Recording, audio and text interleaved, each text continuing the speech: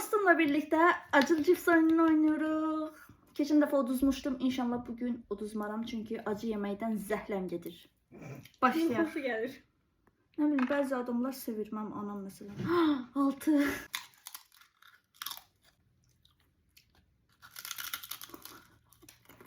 Dişlerim nasıl bacım?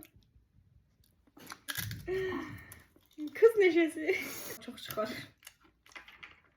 İnşallah ona çıkar. Acı yiyebilmirəm.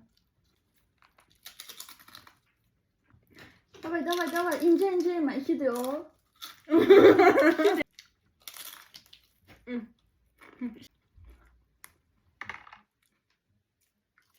Bir sevindim adam.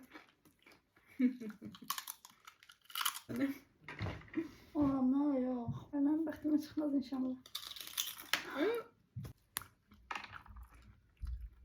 1, 2, 3. Neden? Ne olur bana çıkmasın. Ne olur. Hey. Neyse ne oldu?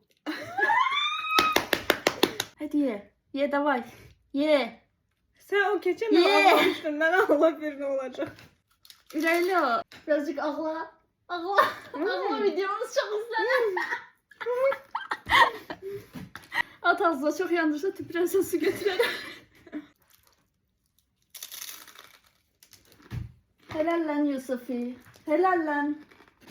Hiç ne olmadı ya. Ben ağlama yeseydim indi sürünürdüm. Allah. Neyse bay. Ağlamadı bu. Ağlatabilmedim bugün bunlar. Sağ ol.